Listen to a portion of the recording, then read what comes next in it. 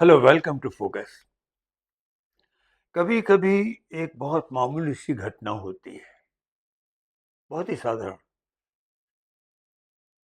Casual सी, पर उसके पीछे एक बहुत बड़ा, थोड़ा घबराने वाला सत्य छिपा होता है। कल मेरे यहाँ एक नौजवान खाने पर आमंत्रित था। 26 साल की उम्र, अच्छी एजुकेशन, एक कॉर्पोरेट वर्ल्ड में काम कर रहा है, फाइनेंसिंग कंपनी में एक में। कभी कभी उस कुछ आर्टिकल में उसका नाम भी आता है, उसके खुद के कमेंट्स भी आते हैं। फिर अचानक वो बोला, मैं पोस्ट ग्रेजुएशन करने के लिए अ, विदेश जाने की सोच रहा हूँ। मैं अ, सोच रहा हूँ आयरलैंड जाऊँ या यूरोप जाऊँ शायद। ये बातें वो अपने आप बोल गया। अभी तक मैंने कुछ पूछा भी नहीं था, पर अब मैंने पूछा कि that is a bit surprising. ज़्यादातर तो लोग आजकल अमेरिका जाने की सोचते हैं। तो तुरंत बोला, नहीं नहीं, अमेरिका में हालात ठीक नहीं है, खासतौर पर हम भारतीयों के लिए ठीक नहीं है। एक अजीब सेंटीमेंट वहाँ फैल रहा है। और ये उस देश के बारे में बोला उसने जहाँ पर अभी वहाँ के सबसे प्रमुख नगर न्यूयॉर्क में जो मेयर चुना गया है, जिनको अभी शपथ लेनी है, यंग मैन, वो खुद बहुत यंग आदमी शख्स है, एक भारतीय फिल्मकार हैं। मैं उन्हें जानता हूँ, मीरा नायर उनके बेटे हैं। उनके जो पिता हैं वो हार्वर्ड में पढ़ाते हैं। ये शख्स मुसलमान हैं। और जोहरान, एक ऐसा डेवलपमेंट जहाँ हुआ है उसके बारे में ये नौजवान ये कमेंट दे कि वहाँ हालात ठीक नहीं है। And that's what it is. हमारे यहाँ जो हिंदू हिंदू पागलपन सा शुरू हुआ है, जानबूझ के शुरू किया गया है, उसकी जो ध्वनि है, प्रतिध्वनि बहुत दूर दूर जा रही है। और ये अजीब सेंटिमेंट हिंदुओं के बारे में होना शुरू हो गया है, खासतौर पर अमेरिका में। ये कुछ वैसा ही है जैसा इस्लामोफोबिया होता था एक ज़माने में। वो तो धीरे धीरे लुप्त होता जा रहा है, लेकिन ये नया फोबिया, हिंदू फोबिया लगने की, शुरू होने की आहट मिलने लगी। ये तो उसने एक बात कही, पर अचानक उसने एक और बात कही जो कि मैंने पूछी भी नहीं थी। ये कहते वक्त कि वो शायद यूरोप की किसी जगह जाकर किसी यूनिवर्सिटी में दाखिल हो, उसने अचानक ये कहा, क्योंकि now this is is comment, quote and quote, क्योंकि यहाँ भारत में, इंडिया में तो हालात ठीक नहीं है sir, there is no future, बहुत ब्लीक है यहाँ। अरे, this young man, well informed, alert, ये क्या कह दिया इसने? बहुत बड़ा स्टेटमेंट है ये, थोड़ा दहला देने वाला है मेरे देश के लिए, क्योंकि मैं तो यहीं रहता हूँ। हालांकि मैं विदेशों में बहुत साल रहा हूँ, पर 40 साल पहले यहाँ आने के बाद मेनली तो यहीं रहता हूँ, जाता रहता हूँ कभी कभी जब मौका मिलता है, किसी वजह से जाना होता है तो।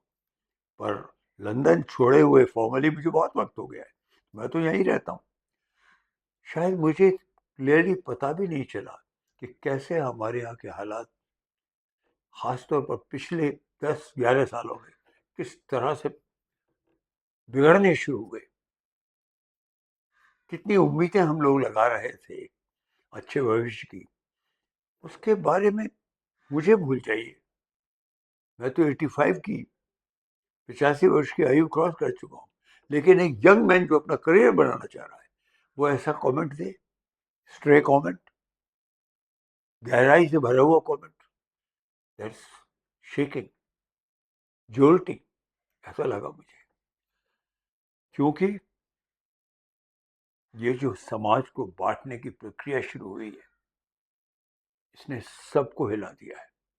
और ख़ास तौर पर बिहार के जो इलेक्शंस अभी हुए हैं और उसके रिजल्ट आए हैं कुछ ही दिन पहले, मैं तो उसके बारे में 2 वीडियो कर चुका था।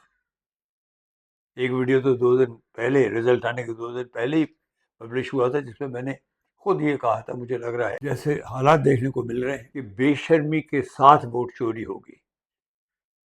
राहुल गांधी आरोप लगा रहे हैं, उसके बावजूद बेशर्मी के साथ होगी, क्योंकि जो चुनाव आयोग के वो लोग हैं जो गिल्टी हैं, या जो बीजेपी के लोग हैं जो बात बात में चुनाव आयोग की तारीफ उसको उसको डिफेंड करने के लिए उठ खड़े होते हैं, उन्होंने बेशर्मी इख्तियार कर ली है।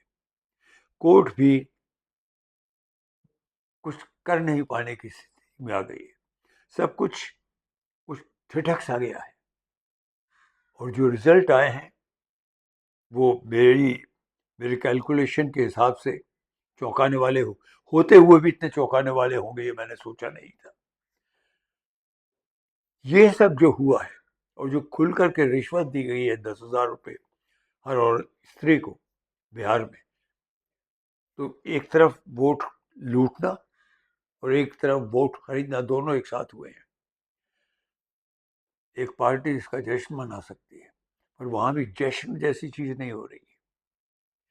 प्रधानमंत्री साहब के जो कमेंट्स आ रहे हैं पब्लिक फोरम पर, हमने वीडियो किया है उसके बारे में, वो एक ऐसे शख्स के कमेंट्स हैं, खासतौर पर कांग्रेस पार्टी के बारे में, खासतौर पर एक शख्स के बारे में, और वो शख्स है राहुल गांधी। वो कमेंट्स ऐसे आ रहे हैं जिनसे उनकी घबराहट पता चलती है, जिससे ये पता चलता है कि भारत की जो वर्तमान स्थिति है वो उसका अंदाज कहीं ना कहीं उन्हें भी होगा, क्योंकि वो स्थिति होती जा रही है जिसने कई राष्ट्रों को, हमारे गिर्द के, हमारे आसपास के, हमारे पड़ोस के जो राष्ट्र हैं, नेपाल, बांग्लादेश वगैरह, श्रीलंका, वहाँ पे सरकारें बहुत वायलेंट फोर्स के साथ बदली हैं। उस ताकत को जिन्होंने बदला है, उसे प्रचलित जो उसके लिए टर्म है वो है जेन जी, जनरेशन जी। वो जनरेशन जो मिड 20s, 20 से 25 26 की आयु के बीच होते हैं, जो आजिज आ गए, रेस्टलेस हो रहे हैं, असंतोष से, कोई भविष्य नहीं दिख रहा उनको। इस नौजवान ने तो वही बात कह दी, I don't see any future in India, India is gone, and we can see it going, क्योंकि जो मौजूदा सरकारें हैं हमारी बीजेपी की, और खासतौर पर सेंट्रल गवर्नमेंट, वो बेशर्मी के साथ एक ही चीज में लगे हुए हैं, वो है इलेक्शन जीतना, किसी भी कीमत पर जीतना, किसी को भी खरीदना पड़े, कोई भी डाका डालना पड़े, वो करेंगे।